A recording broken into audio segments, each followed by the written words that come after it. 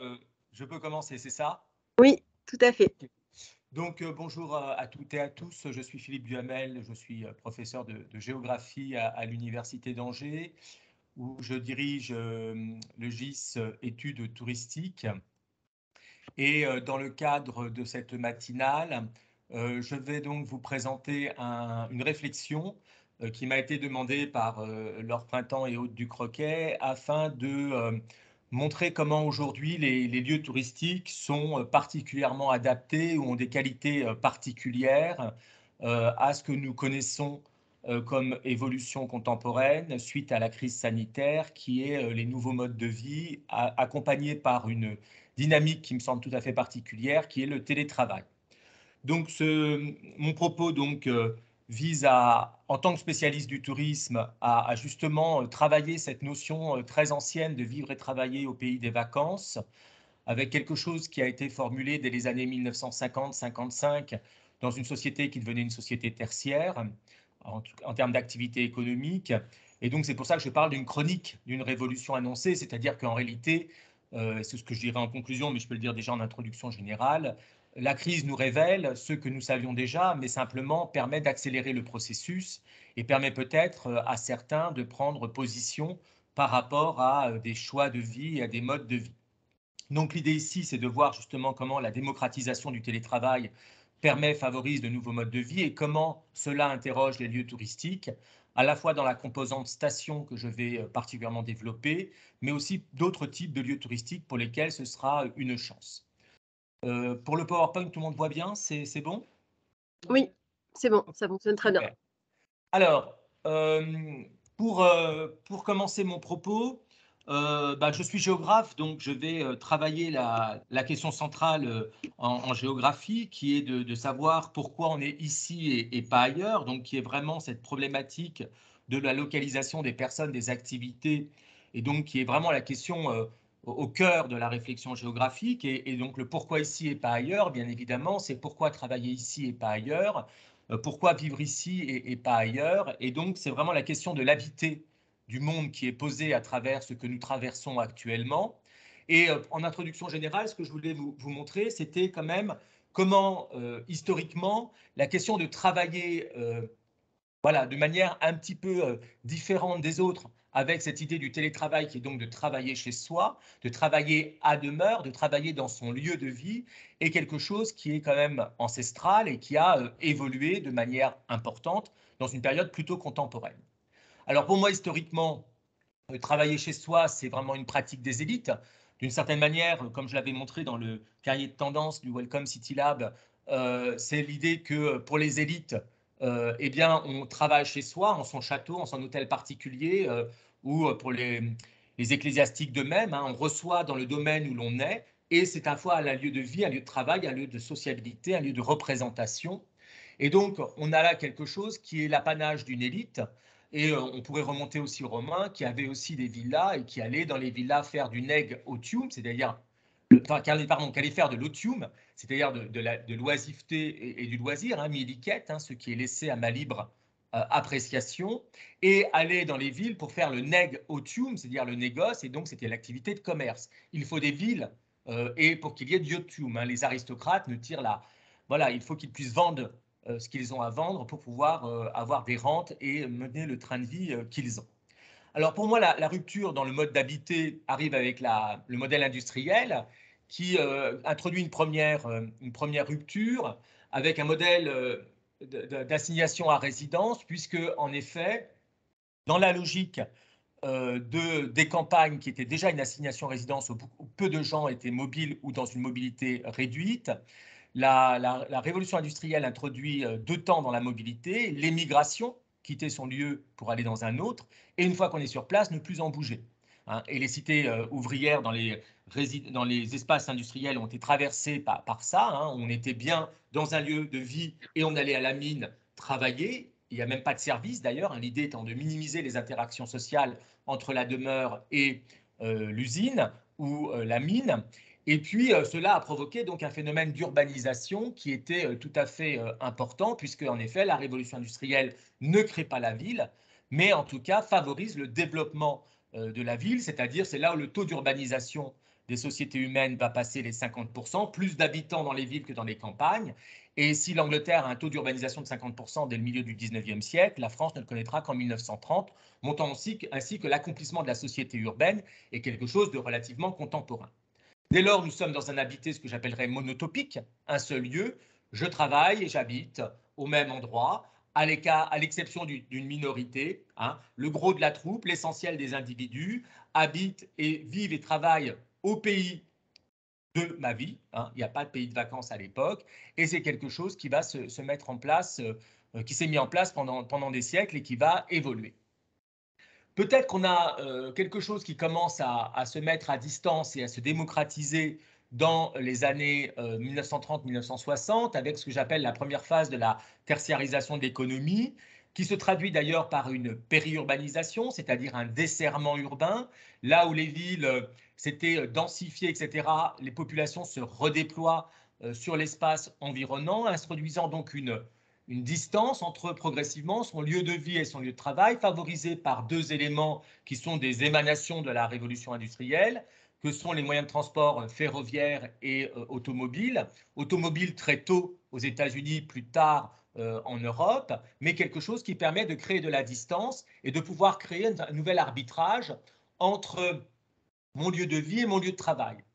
Outre cet élément-là, les années 30 et les années 60 sont aussi une phase de forte démocratisation de la pratique touristique, initiée dès les années 1800-1850 par les élites, et donc d'avoir une autre mise à distance entre lieu de vie et un autre lieu qui est le lieu de vacances. Et donc, dans cette structuration de la vie, on a son lieu de vie, son lieu de travail, et puis peut apparaître progressivement un troisième lieu qui vient une fois par an pour la plupart des gens, qui est le lieu de vacances, le lieu touristique. Et en dépit du fait qu'il y ait trois lieux, eh bien, on a un lieu de vie avec la résidence et le travail en distance, et puis un lieu de touristique qui peut se mettre en perspective et que l'on fréquente une fois l'année pour les gens qui appartiennent aux catégories sociales les moins favorisées, sachant que les plus favorisés auront des mobilités différentes. Troisième élément de cette introduction générale, c'est la tertiarisation de l'économie niveau 2, ce que j'appelle aujourd'hui eh bien, le développement touristique avec toute une série de lieux et qui se développe considérablement à partir des années 70, la démultiplication d'un certain nombre de lieux touristiques qui vont se mettre en place, avec même des politiques d'État comme la mission Racine 1963 ou ce qu'on a appelé a posteriori le plan Neige à la même époque pour aménager les stations de montagne. On est là dans un univers du tourisme de masse qui s'est considérablement développé et on voit apparaître progressivement aussi de la rurbanisation, c'est-à-dire le fait que l'on vienne investir les campagnes, soit pour vivre, soit pour venir en résidence secondaire. Et donc, on voit bien progressivement comment on se met à distance progressivement de la ville, du lieu de travail, et comment cette distance croît au fur et à mesure et permet progressivement de créer ce qu'on pourrait appeler les conditions d'un habité polytopique. C'est-à-dire qu'aujourd'hui, pour une partie croissante de la population, je n'habite pas forcément là où je travaille, je peux habiter à distance de là où je travaille, je peux aussi avoir une résidence secondaire où je vais régulièrement, peut-être pas forcément uniquement dans les congés, mais je peux y ajouter peut-être d'autres temporalités où je peux la fréquenter. Je vais aussi aller fréquenter des stations touristiques et tout ça dans une métrique qui va de quelques kilomètres, puisque le tourisme est fondamentalement une pratique de proximité. Globalement, les gens voyagent à quelques centaines de kilomètres de chez eux, maximum. Et puis, ça peut être aussi le monde entier. Donc, c'est là où on a une métrique touristique qui est importante, qui permet de dire on peut être touriste à quelques dizaines de kilomètres de chez soi, comme à l'autre bout de la planète. Bien évidemment, le nombre de personnes engagées dans ces mobilités-là ne sont pas du tout les mêmes. Donc ça, c'est pour vous montrer que finalement, cette logique de rapport au lieu et de structuration d'un temps de vie autour de plusieurs lieux est quelque chose qui s'est mis en place progressivement, voilà. Mais c'est pour ça que je parle chronique d'une révolution annoncée, c'est-à-dire que finalement, quand on regarde le temps long, on voit bien qu'un certain nombre d'éléments se mettent en place et permettent de comprendre comment on en arrive à la situation d'aujourd'hui. Situation d'aujourd'hui qui est totalement, j'allais dire, bousculée par la crise sanitaire, qui apparaît comme un accélérateur et une nouvelle étape dans le mode d'habiter des sociétés européennes et occidentales, parce que bien évidemment, ça ne concerne pas forcément les sociétés africaines ou certaines sociétés asiatiques ou latino-américaines, ou encore on peut avoir des taux d'urbanisation inférieurs à 50%. Je vous rappelle que le taux d'urbanisation planétaire de 50%, c'est un taux qui a été atteint en 2010. Donc voilà, on a encore aujourd'hui 40% de la population mondiale qui habite dans les campagnes. Or, ce que j'aborde avec vous ici et ces problématiques de télétravail sont fondamentalement des problématiques urbaines et d'urbain. Alors, pour poursuivre mon exposé, il va être en 2 temps. Un temps assez court, tout d'abord, autour du cadrage du télétravail et des nouveaux modes de travail que je ne vais pas trop vous développer. J'en suis pas le spécialiste et je pense qu'un certain nombre d'entre vous est aussi informé que moi, puisque la presse nous en parle beaucoup. Je faisais une petite revue de littérature sur Le Monde depuis le mois de janvier. Je crois qu'on est à plusieurs, au moins à 2 dizaines d'articles sur le télétravail. Ce matin encore, on parlait des télétravailleurs. Je conclurai sur le dernier propos d'Elon Musk qui montre bien que le télétravail est au cœur de la réflexion du monde aujourd'hui parce que ça pose des questions fondamentales au monde et aux sociétés. Donc un court développement là-dessus, puis après surtout un centrage sur les lieux touristiques pour vous montrer comment finalement les lieux touristiques, encore une fois, dans cette révolution en cours, peuvent tirer leur épingle du jeu. Alors, première partie, les modalités du télétravail, avec un état des lieux, la typologie des pratiques, quelque chose de très rapide à vous présenter, mais qui me semble important pour bien montrer dans le contexte dans lequel on est et comment finalement les lieux touristiques, là, peuvent avoir des stratégies tout à fait particulières, comme certains l'ont déjà, et on le verra à travers le phénomène des digital nomades. Alors, quelques chiffres de cadrage. Tout d'abord, pour bien montrer que, alors je suis sur le cas français, c'est plus compliqué quand on regarde les statistiques internationales, parce qu'on n'a pas forcément les mêmes définitions et elles ne sont pas toujours disponibles ou aussi facilement disponibles que pour la France, mais quelque chose qui est clair pour moi et qui montre bien que, en effet, le télétravail nous a permis d'aller très vite, c'est qu'on voit bien comment le nombre de salariés concernés par le télétravail a fortement progressé, non pas en 20 ans, mais depuis le 2017, c'est-à-dire comment finalement la crise sanitaire est un accélérateur et comment finalement on a beaucoup gagné. Là où il y avait une incertitude sur le télétravail et surtout un refus de certains employeurs de laisser leurs salariés partir en télétravail, il y a quelque chose qui s'est mis en place. On est bien évidemment dans encore une part relativement limitée de la population active, 22% des salariés. Et on voit bien aussi que dans cette population de 22%, on est globalement sur des gens qui sont à moins de 40% de télétravail. Voilà, donc, et même entre 60, entre 40 et 60, c'est même la moitié, voire les 3/4. Et puis vous en avez la moitié, 9% sur 21, qui sont à 100% du télétravail et qui ne font que ça. Donc on voit bien qu'il y a là non seulement une réalité extrêmement diversifiée, donc là aussi ça nous interroge sur les lieux touristiques. Est-ce qu'on part travailler, vivre ailleurs lorsqu'on n'est pas à 100% en télétravail, lorsqu'on n'est qu'à 40 ou 60%? Comment on organise son emploi du temps et comment cela détermine les modes de vie? Donc là aussi, ça va déterminer de la famille dans laquelle on est, c'est-à-dire est-ce qu'on est juste en couple ou est-ce qu'on a des enfants en bas âge, scolarisés ou qui ont quitté la maison? Voilà, donc là aussi dans le cycle de vie, ça interroge beaucoup. L'autre élément qui me semble important en termes de cadrage, c'est que c'est une activité de personnes qualifiées. Le télétravail, c'est pour des personnalités qualifiées, des actifs qualifiés, et bien évidemment avec un taux de population concernée d'autant plus important que l'on est cadre sub, voire cadre dirigeant, même si on peut voir que c'est aussi une notion tout à fait relative. Et puis le troisième élément que j'avais déjà évoqué, que je vous ai remis ici en tableau, c'est le fait que c'est vraiment une problématique urbaine. Ceux qui sont confrontés à la question du télétravail sont ceux qui, en effet, habitent dans des villes, alors Paris bien évidemment, la banlieue parisienne, les grandes villes, parce que bien évidemment, se tenir dans l'espace urbain signifie être généralement en appartement, dans des espaces qui peuvent être, selon le prix du marché immobilier, étriqués. Or, ce qui se passe, c'est que le travail induit inévitablement d'avoir du mètre carré réservé au travail chez soi. Donc ça signifie que si on développe une activité de télétravail, il faut disposer d'un bureau. Et le bureau, ce n'est pas simplement une table dans une cuisine, ce n'est pas une table dans la salle à manger, c'est vraiment une pièce consacrée à l'espace de travail dans lequel on peut se retirer pour être en toute tranquillité, sans le bruit des enfants, sans le bruit de la télévision. On l'a bien vu dans toutes les visios qui a eu lieu pendant le premier confinement, tous ces experts qui nous commentaient l'actualité avec leurs enfants qui étaient autour et qu'ils n'arrivaient pas à maîtriser et que la compagne n'avait pas réussi peut-être à retenir autour des Playmobil dans la chambre. Donc on voit bien que ça pose des questions de logement et que donc pour se financer allez, on va dire 10 mètres carrés, qui est une taille minimum de bureau chez soi, c'est 10 mètres carrés d'immobilier en plus à acheter. Et quand on est à Paris, ben, on sait bien, ça fait 100 000 euros tout de suite.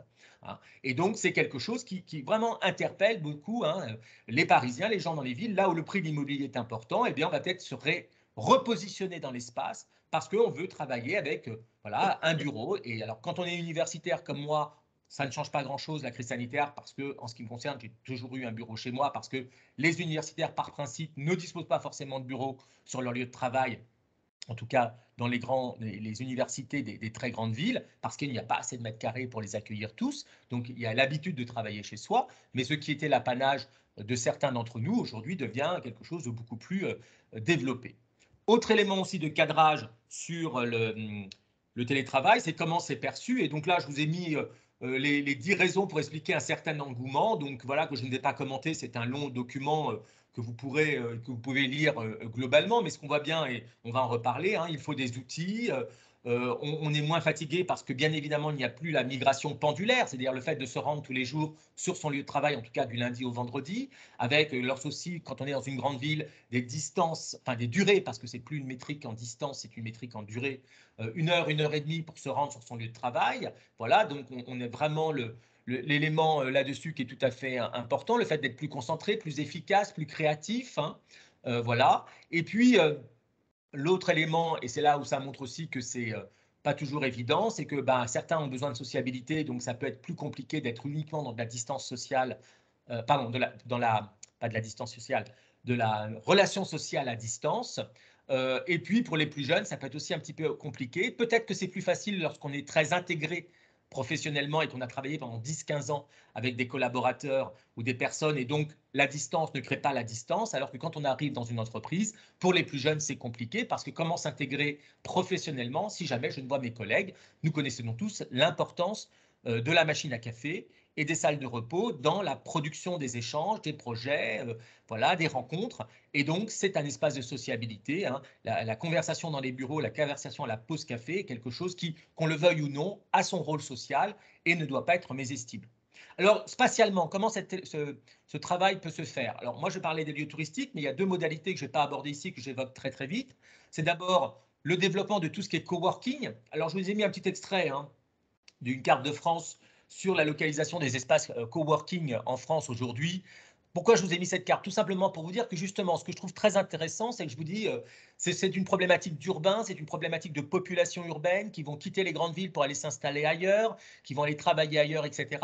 Et ce que je trouve très intéressant dans la carte qui vous est proposée, et j'ai pris forcément le Grand Ouest puisque nous y sommes, c'est le fait que bien évidemment les villes sont concernées. Hein. On voit bien apparaître Paris, on voit bien apparaître Rennes, on voit bien apparaître Nantes. Mais ce que je trouve très intéressant, c'est l'idée que le coworking, c'est une structure ou un type d'aménagement qui se développe partout, dans tous les types d'espaces. Et là, vous voyez sur la carte que je vous ai mis, bon, je connais un petit peu Parthenay et les Deux-Sèvres, hein, qui ne sont pas forcément des lieux extrêmement urbanisés et extrêmement touristiques. Ben voilà, il y a un coworking à Parthenay. Or, le coworking, c'est quand même là aussi recréer les conditions de l'entreprise. Il y avait récemment un article du coworking à Saint-Briac en Bretagne, à Briac, pardon, sur mer en Bretagne, où on disait justement qu'on retrouvait des gens et que ça recréait les conditions du bureau, tout en n'étant pas au bureau, tout en n'étant pas en ville, tout en étant dans un lieu qui n'est pas le lieu où on avait l'habitude de travailler et de vivre. Et donc, je trouve ça intéressant de voir que tous les espaces, littoraux, campagnards, isolés ou moins isolés, ou pas très au cœur du monde, hein, comme Parthenay,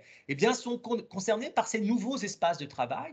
Et donc là, il serait intéressant, alors je ne l'ai pas fait, hein, très honnêtement, mais des enquêtes à mener et très systématiquement pour savoir qui a fondé ça, comment ça fonctionne, voilà, est-ce que c'est épisodique, est-ce que c'est saisonnier, parce qu'on peut avoir aussi des espaces de coworking qui sont plutôt sur la belle saison, etc., lorsque les Parisiens ou les urbains du coin viennent en vacances dans la région et qu'on leur propose la possibilité de travailler. L'autre facette à l'autre bout, c'est le digital nomade, qui est bien évidemment cette manière d'aller travailler loin de la France. Et donc là, ce n'est pas ce que je vais aborder dans la deuxième partie, mais il ne faut pas oublier cela. On en parlait beaucoup, hein, les digital nomades, juste au début du Covid, c'était vraiment à l'autre bout de la planète, à tel point qu'on voit bien qu'il y a des pays qui délivrent même des visas digital nomades, hein, qui vont de 6 mois à 3 ans, qui posent toujours les questions d'un revenu. Il faut avoir un revenu minimum. Alors, c'est 600 € pour le Portugal, mais ça peut être jusqu'à 50 000 € pour les îles de la Caraïbe. On demande systématiquement à ce qu'on ait bien un emploi dans une entreprise qui est située hors du pays. Hein. L'idée n'est pas d'avoir un salarié qui vient travailler avec une entreprise du pays. Et puis, il y a d'autres éléments qui sont indiqués, comme par exemple un extrait de casier judiciaire ou une lettre de recommandation d'une institution financière. Je vous ai montré cela parce que les digital nomades, pour moi, me semblent importants, sur cette possibilité aussi de redéployer dans le monde des populations qui vont créer un nouveau mode de vie à l'échelle planétaire, mais comme vous le voyez ici, hein, pour certains types de métiers qui permettent en effet de se positionner partout dans le monde, parce qu'on a peut-être besoin de se rendre dans son entreprise qu'une fois par an, 2 fois par an, et que le téléphone ou le Teams suffit amplement au bon fonctionnement de l'entreprise, et il faut accepter soi-même d'être isolé dans son travail et de travailler seul, sans avoir de sociabilité professionnelle, se contentant, entre guillemets, de sociabilité familiale et amicale. Donc ce contexte-là est bien établi. Il y a bien donc actuellement tout un travail autour du... Enfin, il y a toute une évolution pardon, autour du télétravail. Et donc la question qui se pose aujourd'hui, c'est finalement comment les lieux touristiques arrivent à tirer leur épingle du jeu. Alors, ces lieux touristiques, moi ce que je voudrais simplement vous montrer, et je vais aller assez vite, mais bon voilà, les lieux touristiques sont fondamentalement, alors c'est ce que j'écris à la fin, mais je vais le dire au début, les lieux touristiques et tout particulièrement les stations touristiques sont des espaces, des systèmes spatiaux et sociaux ouverts. Les lieux touristiques ont été créés ou sont apparus pour accueillir des habitants temporaires, c'est-à-dire des gens qui viennent le temps de la saison, c'est-à-dire les touristes. Et comme c'est un système temporaire, pardon, c'est un système ouvert, il va, au gré des évolutions de la population et du monde, pouvoir accueillir d'autres habitants temporaires. C'est ce que nous allons voir. Là, ce qui est intéressant, c'est de voir que la révolution ou l'évolution des lieux touristiques aujourd'hui, eh bien, c'est finalement des lieux qui absorbent le nouveau système d'évolution et de recomposition des modes de vie, où on va voir un certain nombre de critères. Aucun des critères en soi n'explique ce qui se passe aujourd'hui. Par contre, la somme des critères fait système et le système permet de repenser les modes de vie dans lesquels les lieux touristiques apparaissent comme totalement adaptés pour un certain nombre d'entre eux. Alors, tous ces critères sont des conditions nécessaires, mais non suffisantes. Alors, les critères, je vais les évoquer très rapidement et je vais les balayer très rapidement. Il y a d'abord tout ce qui relève de l'accès et de l'accessibilité.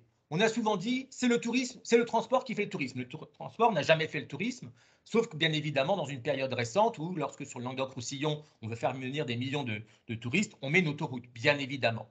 Mais dans la mécanique de production du lieu touristique, le transport ne fait pas le tourisme. En revanche, le transport est un accélérateur de développement touristique dans des lieux où il est déjà développé.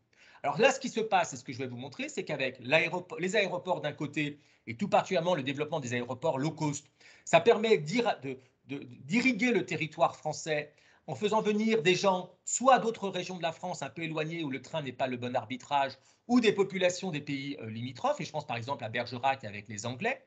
Vous avez également le train, avec ce réseau de trains qui s'est développé, avec le TGV, les TER, etc., qui vous permet en effet de desservir des territoires nouveaux. Et on voit bien comment aujourd'hui les TGV Paris-La Baule ou Paris, les Sables d'Olonne sont des indicateurs d'accélérateur, favorisés pour le touriste et le résident secondaire.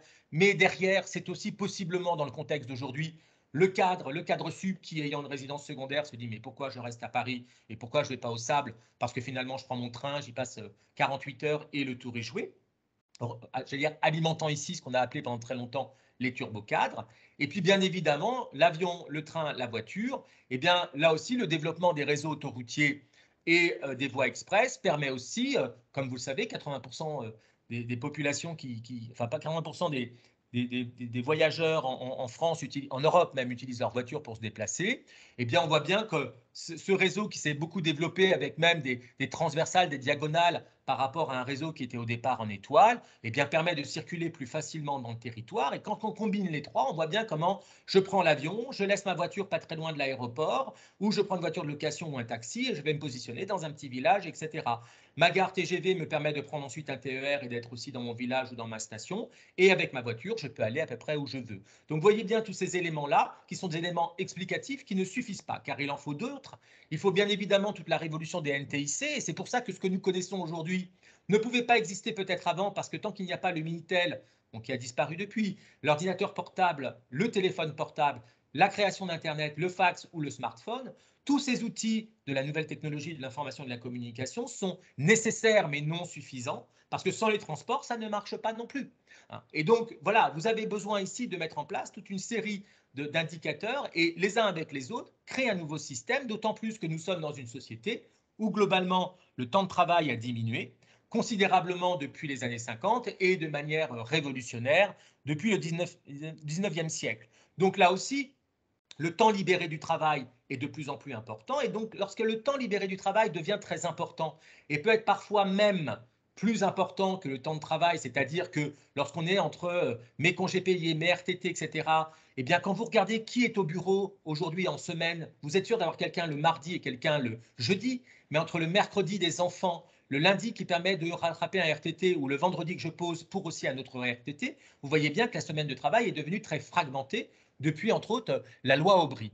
Donc là, il y a un dernier élément qui me semble important. Et pour terminer, tout cela favorise quoi? Ce que j'appelle la désaisonnalisation des mobilités. C'est-à-dire qu'aujourd'hui, la mobilité touristique ou la mobilité non touristique n'est pas simplement sur les mois d'été, même si le juillet et le août restent au cœur des mobilités touristiques. Vous avez des possibilités de mobilité à d'autres périodes de l'année. Et donc, c'est là où vous comprenez les cartes par anamorphose réalisées par la direction du tourisme il y a une quinzaine d'années aujourd'hui, qui vous montrent bien comment, selon les mois de l'année, eh bien, certaines destinations sont pleines de touristes, mais à une autre époque, vous comprenez moins pourquoi il y a du monde sur la Côte d'Azur en novembre, décembre, etc.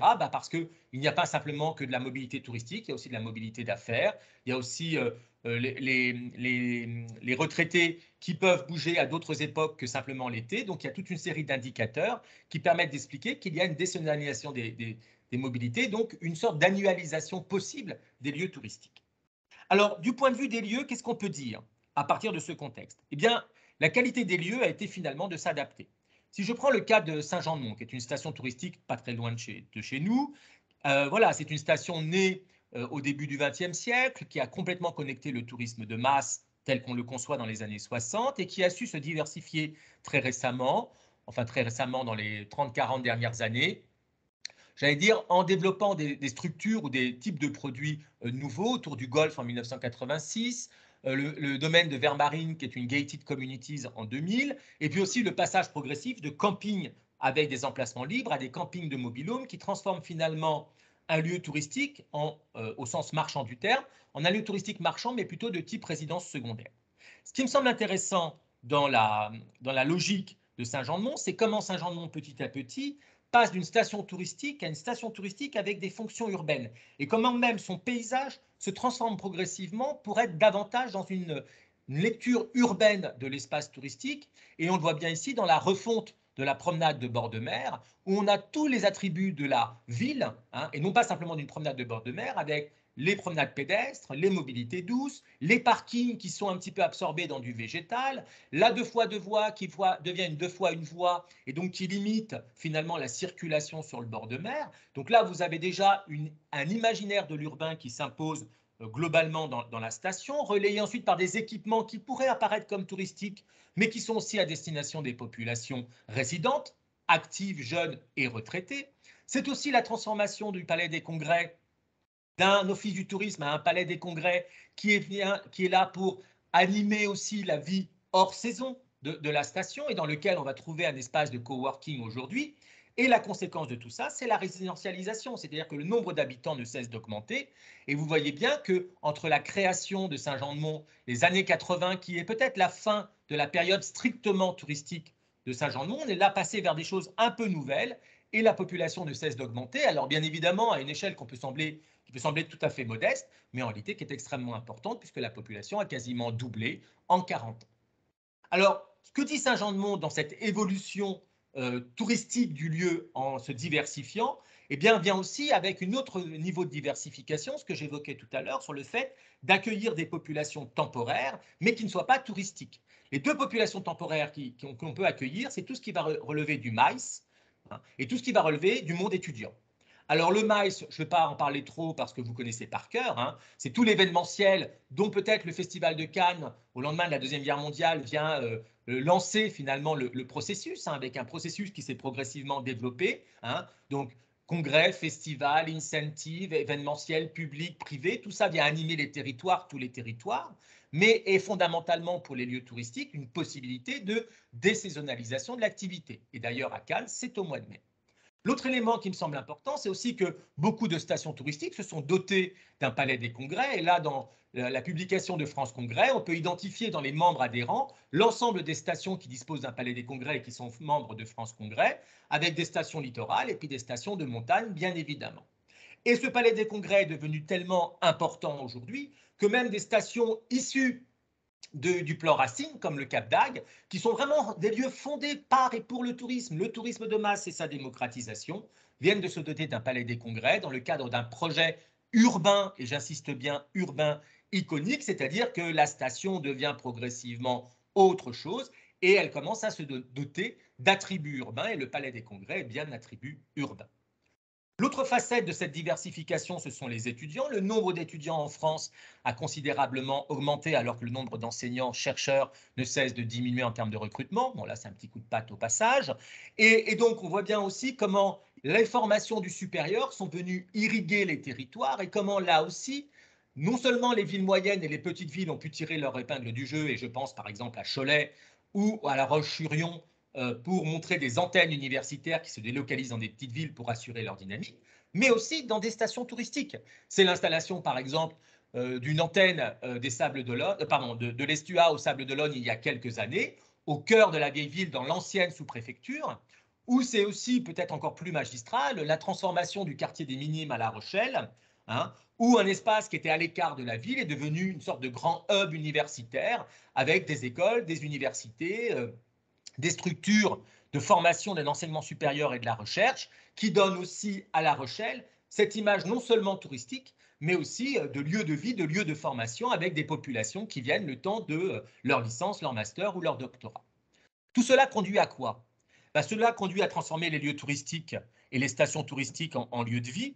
Et on voit bien dans le schéma qui est proposé ici comment la question des loisirs et du tourisme pose à un moment donné, du fait de l'évolution du contexte général, du fait de la tertiarisation de l'économie, du fait des nouvelles technologies, du fait de l'accessibilité croissante par les transports, permet de nouveaux modes de vie. Ces nouveaux modes de vie permettent de se repositionner dans l'espace et de repenser où je travaille et où je vis.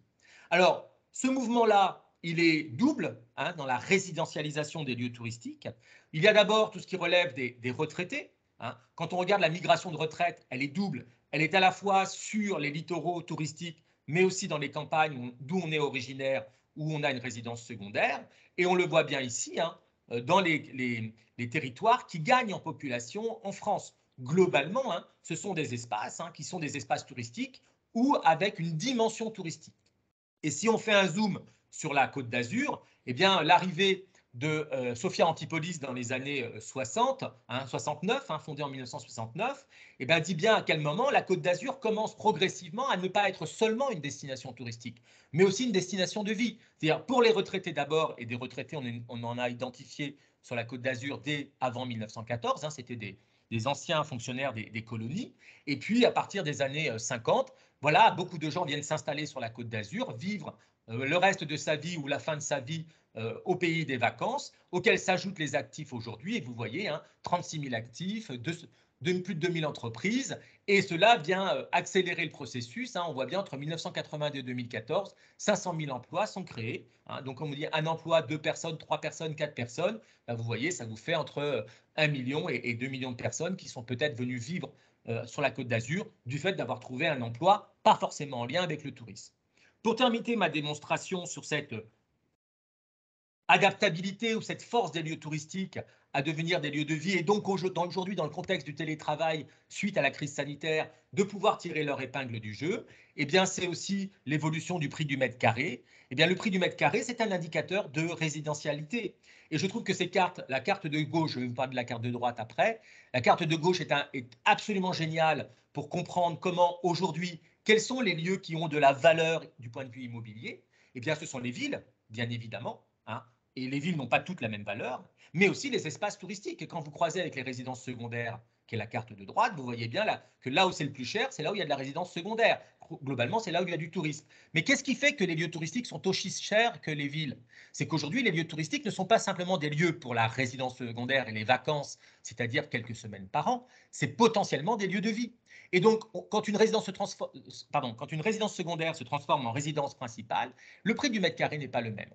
Je terminerai mon propos en disant que j'ai beaucoup développé sur les stations, mais que bien évidemment, ce que je dis peut aussi valoir pour toutes les campagnes qui ont de la résidence secondaire, toutes les campagnes françaises qui aujourd'hui permettent d'avoir une bonne connexion, une relativement bonne accessibilité, et peut-être ont un immobilier pas trop cher, ce qui permet à des gens de s'offrir des choses qu'ils n'auraient pas pu s'offrir dans la ville où ils travaillaient jusqu'à présent. Et donc, c'est des mouvements aussi qui peuvent concerner les campagnes, des campagnes touristiques ou des campagnes moins touristiques. Il y a là peut-être aussi la volonté pour certains de travailler l'isolement, d'être un peu au milieu de nulle part, à condition, alors nulle part s'il n'y a personne, mais pas s'il n'y a pas de connexion. La connexion restera l'élément principal. Je conclurai en vous disant que finalement, la crise sanitaire, comme toute crise, eh bien, est un formidable accélérateur dont on ne mesure pas complètement aujourd'hui les implications. Et j'ai trouvé que pendant toute cette période de crise sanitaire, beaucoup d'experts nous avaient annoncé la fin du tourisme, etc. Bien évidemment, c'était une crise sanitaire et pas une crise touristique. Donc le tourisme est de retour parce que les gens n'ont jamais renoncé ou trouvé incroyable de ne pas travailler, de ne pas, de ne pas aller en vacances. L'autre élément aussi qu'on redécouvre, c'est que le tourisme, on parle du tourisme de proximité, mais là, je renvoie à toutes les publications faites depuis des années qui montrent que les gens voyagent à proximité de chez eux. Hein. Et ça, c'est des éléments fondamentaux, un des éléments fondamentaux du tourisme. Et donc, le tourisme, et là, la crise sanitaire, donc c'est un accélérateur, hein, avec des tendances à l'œuvre, soit en amplifiant certaines, soit en faisant disparaître d'autres qui étaient déjà en très mauvaise situation. Donc là, c'est le coup de grâce. Hein. Et puis, c'est rarement des révélateurs. Les lieux touristiques, là-dedans, bien, ils ont tout à gagner, comme d'habitude, hein, ouverts et adaptés aux transformations. Fondamentalement, les lieux touristiques sont durables. Hein. On n'a pas un lieu touristique important qui ait disparu depuis la création du tourisme. La phrase « trop de tourisme tue le tourisme », oui et non. Oui, parce que d'autres activités se développent et que le tourisme a une part relative qui diminue. Non, parce que voilà, les gens ont envie d'aller dans ces lieux-là. Et ce qui fait le tourisme, c'est qu'on a envie d'être avec d'autres personnes. Généralement, des lieux désertiques, que je sache, pour l'instant, voilà, les Deux-Sèvres, il n'y a pas grand monde et les gens ne se occupent pas. Or, je vous assure, il n'y a vraiment personne l'été. Dans ces lieux touristiques, deux types de lieux peuvent tirer leur épingle du jeu. Les stations et les campagnes touristiques, voire isolées, mais avec des résidences secondaires et une bonne connexion. Et puis peut-être une des évolutions de la tendance actuelle autour du télétravail va dépendre aussi de la posture du monde des entreprises et des dirigeants, avec deux éléments qui me semblent importants pour conclure. La récente déclaration d'Elon Musk vient un petit peu contrarier celle de Jack Dorsey de Twitter en 2020, hein, qui annonçait du télétravail à vie pour tous ses employés, alors que là, Elon Musk vient de mettre une sorte de discours un petit peu coup d'arrêt, hein, un peu tranchant, hein, comme la guillotine, en disant que non, ce n'est plus tolérable le télétravail. Alors là, je mets ces éléments-là pour simplement montrer qu'aujourd'hui, on voit bien qu'il y a vraiment des forces contradictoires à l'œuvre, et le monde ne sera ni l'un ni l'autre. Il va se combiner entre les deux, avec peut-être même des choses qui vont arriver qu'on n'a pas encore imaginées. Mais voilà, on est dedans, et malheureusement, on ne sait pas trop ce que ça va donner, et on ne le saura que dans quelques années. En tout cas, là-dedans, les lieux touristiques ont encore une fois toute leur peuvent tirer leur épingle du jeu et montrent encore les avantages et la performance de ces lieux touristiques. Je vous remercie de votre attention. Merci.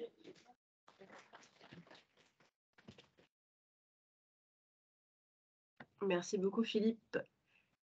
Je pense qu'il y a des questions ou peut-être des réactions par rapport à la présentation qui a été faite.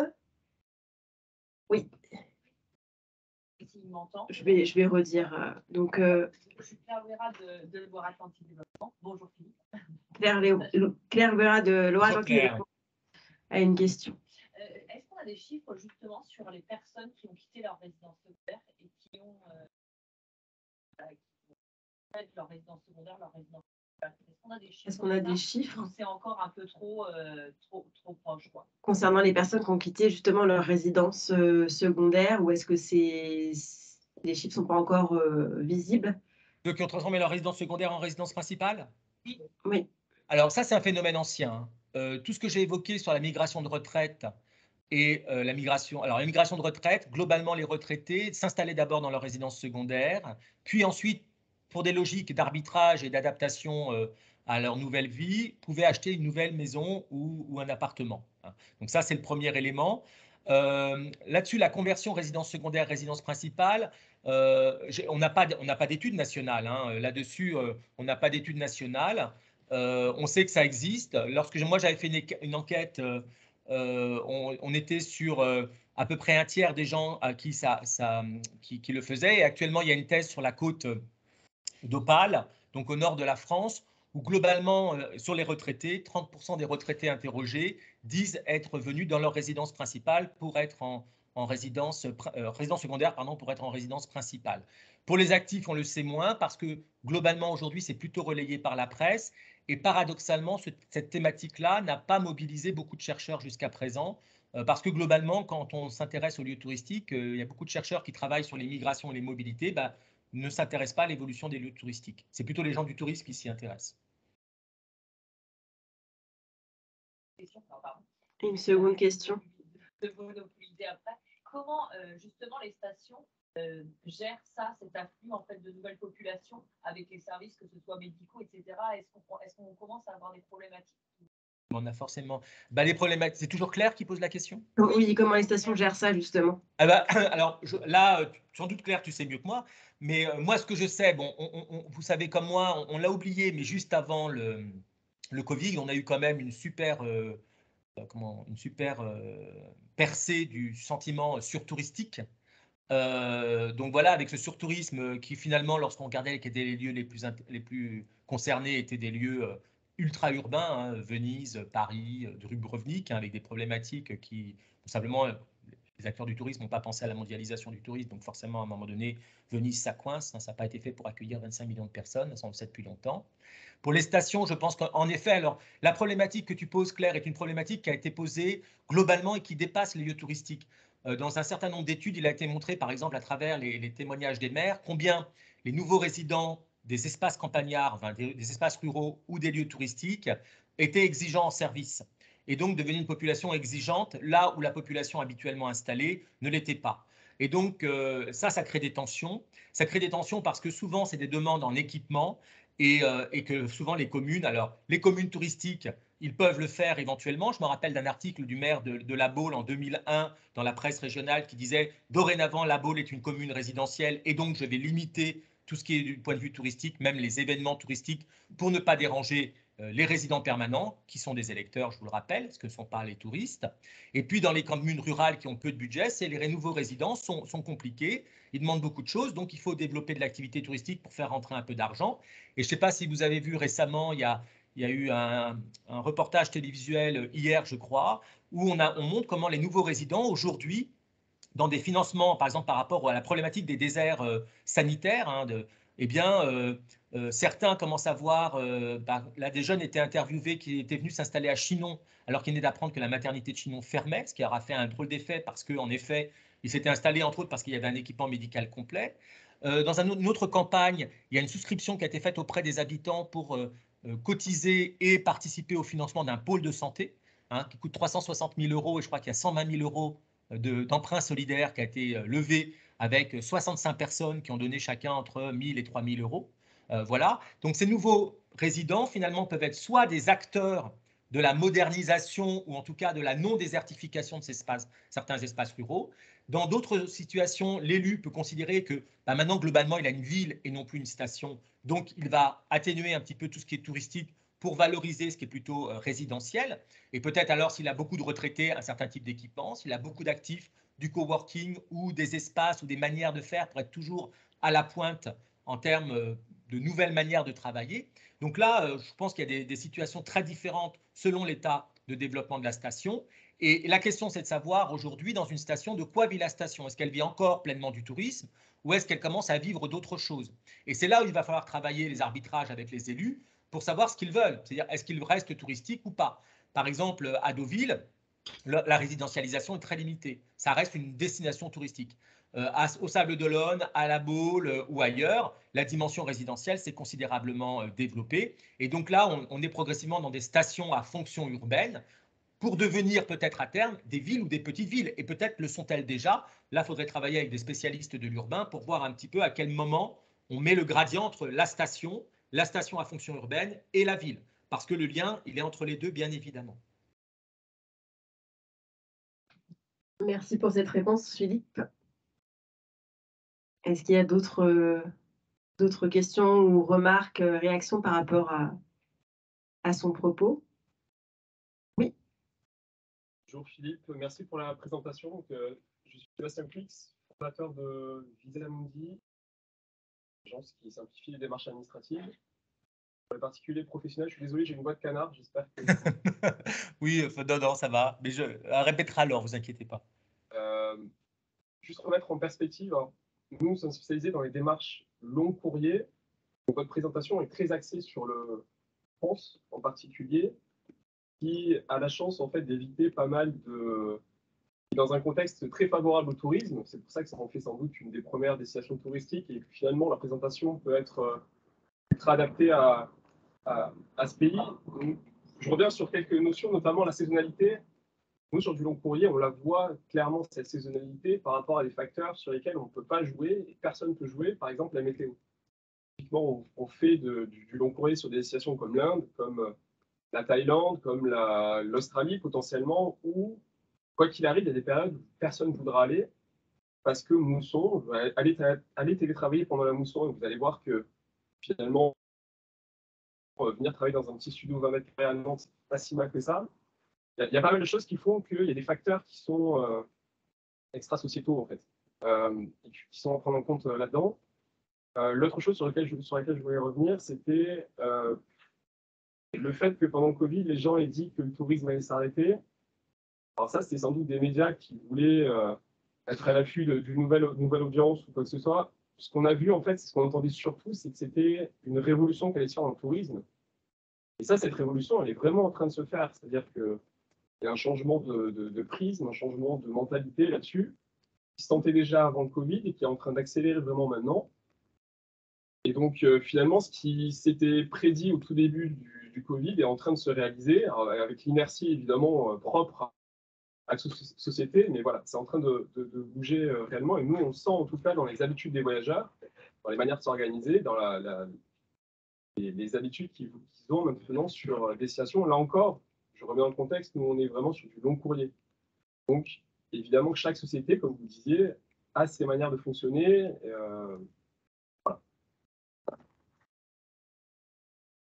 Merci pour les deux questions. Alors, sur la saisonnalité, oui, pardon, Laure. Non, j'ai reprécisé, c'était Non, c'est évidemment... bon, j'ai entendu. Ok, parfait. Alors, merci pour vos deux questions. Alors, sur la saisonnalité, oui, parce que là, vous faites rentrer quelque chose dans lequel je suis pas intervenu, c'est vrai, c'est la dimension internationale. Mais la problématique du travail et du travail international, là, franchement, il faudrait regarder le volume de population qui va être concerné. C'est comme la mobilité internationale. Moi, j'aime à dire que le tourisme international, c'est la pointe émergée de l'iceberg du tourisme. Hein. Globalement, voilà, quand on nous dit qu'il y a 1,2 ou 1,8 milliard de touristes avant le Covid internationaux, vous savez que non, puisque 53% font du tourisme et d'autres font du voyage d'affaires, etc. Or, pour moi, le voyage d'affaires n'est pas du tourisme, puisque je vais bosser ailleurs, donc ce n'est pas du tourisme. Mais il y a plein d'éléments qui disent que ce n'est pas du tourisme. Donc déjà, objectivement, et quand on regarde aussi dans la mobilité internationale, qui voyage une fois par an, ce sont les touristes. Qui voyagent plusieurs fois par an, eh bien, ce sont les voyageurs d'affaires. Et lorsque l'OMT nous donne le chiffre qui est du franchissement de frontières, eh bien, le franchissement de frontières ne dit pas forcément la réalité des mobilités. Et l'économiste Gilles Kerr de Poitiers avait fait un calcul en disant que finalement, peut-être le nombre de touristes internationaux, ce n'était pas 1,8 milliard, mais plutôt quelques centaines de millions de personnes. Donc, quand vous abordez la question de la mobilité internationale, on est sur des corpus de population extrêmement réduits. Alors, comme dirait Bourdieu, avec un capital culturel, social, économique et mobilitaire considérable. Et donc, en rapport au monde, où finalement, leur espace de vie, c'est le monde. Donc là, j'allais dire, on n'est pas très nombreux, enfin, moi, le premier, je n'y suis pas dedans, et il n'y a pas beaucoup de monde qui est comme ça. La problématique du télétravail, pour qu'elle change les territoires, elle va se jouer à d'autres échelles.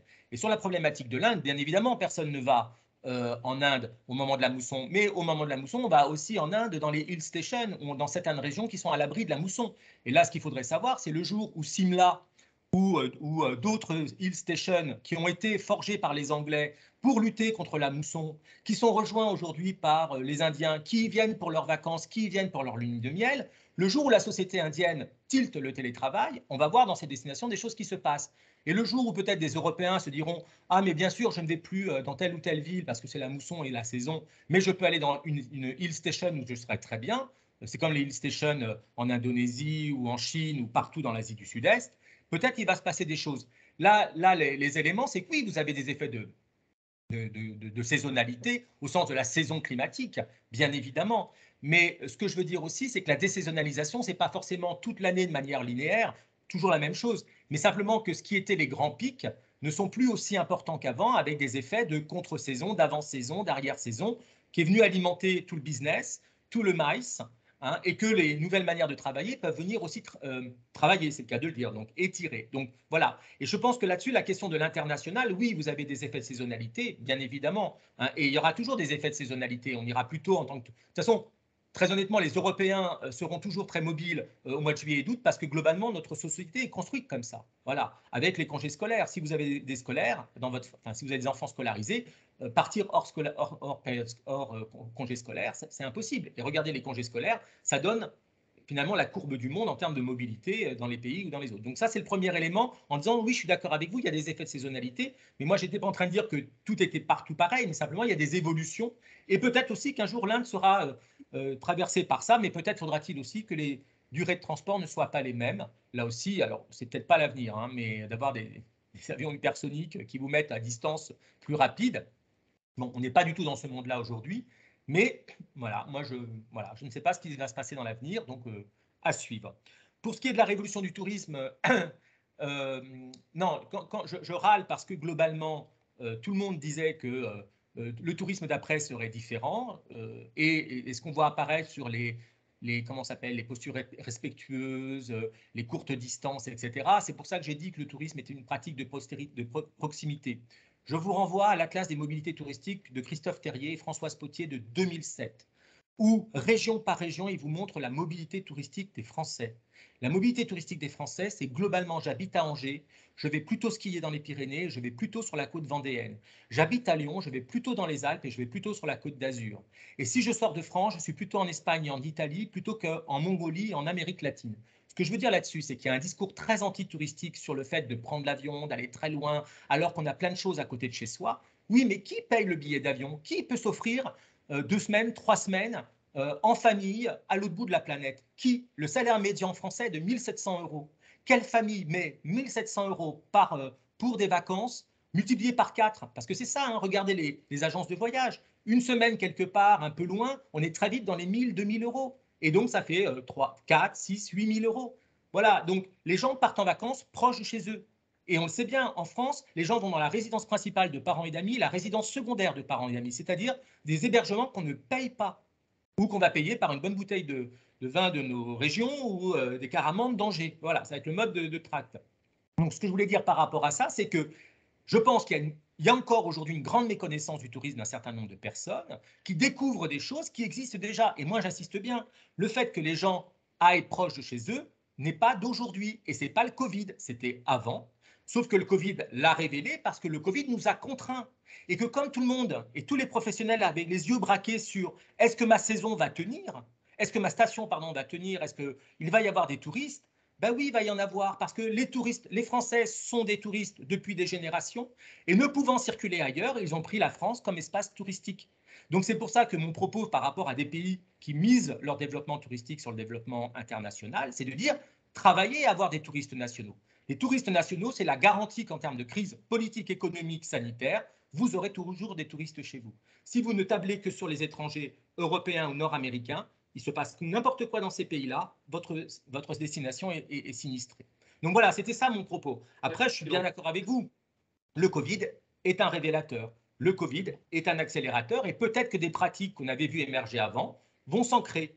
Peut-être aussi, et là c'est maintenant ma posture de chercheur, des choses que l'on voit aujourd'hui vont dans 2-3 ans totalement disparaître et ne plus du tout exister. C'est la problématique d'un certain nombre de destinations qui aujourd'hui, alors je pense au nord de Paris, par exemple dans l'Oise, etc., ou même vers Compiègne, dans la Somme, où ils ont vu des touristes arriver alors qu'ils n'en avaient pas habituellement. Et la question, c'est je fais quoi? Est-ce que j'investis pour le développement touristique ou c'est juste un épiphénomène? Et c'est là, je trouve que pour les acteurs du territoire et les entreprises touristiques du coin, c'est compliqué. Et vraiment, on n'a pas la réponse, quoi. C'est difficile à imaginer.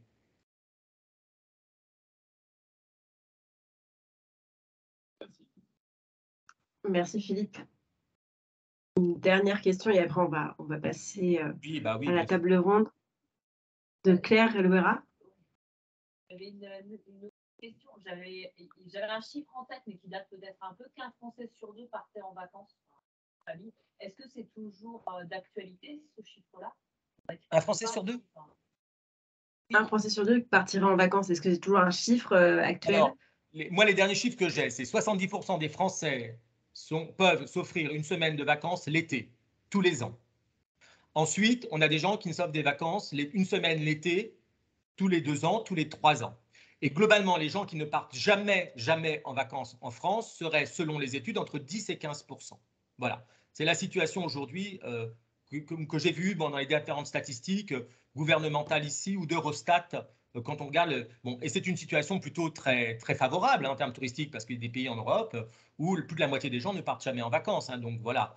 L'argument premier qui est donné, c'est bien évidemment l'argument économique parce que bien évidemment il y a un budget, mais il y a aussi des arguments qui sont dits sur le fait de ne pas aimer les vacances, sur le fait d'avoir des contraintes de santé ou des contraintes de parents âgés ou d'enfants en bas âge et que les gens ne veulent pas bouger, enfin voilà, des affaires familiales.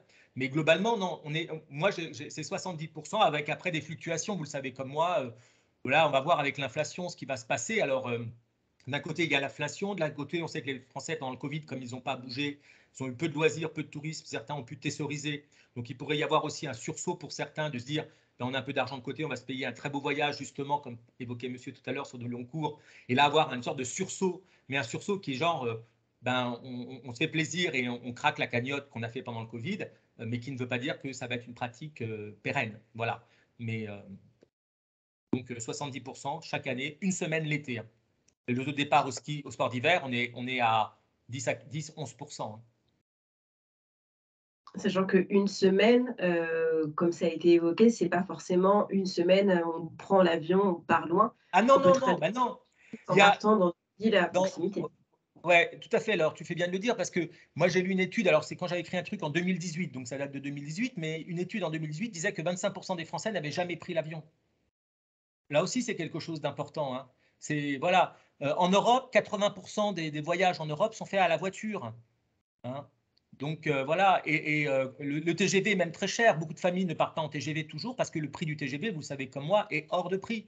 Alors maintenant, il y a les nouveaux, le retour des corails roses qui nous vous mettent 2 ou 3 fois plus de temps pour 19 € ou 15 €. Bon voilà, on va voir ce qui va se passer. Et puis l'avion, ben, le low cost, oui, mais là aussi, le low cost, l'avion, c'est un apprentissage et globalement, c'est pas une pratique c'est une pratique répandue, mais quand vous avez un quart de la population qui n'a jamais pris l'avion, c'est quand même considérable. Très bien. Merci beaucoup, Philippe. De rien, je vous remercie à tous pour votre attention, puis je vous souhaite une bonne suite de matinale. Merci. Bonne À journée. bientôt. Au À revoir. bientôt.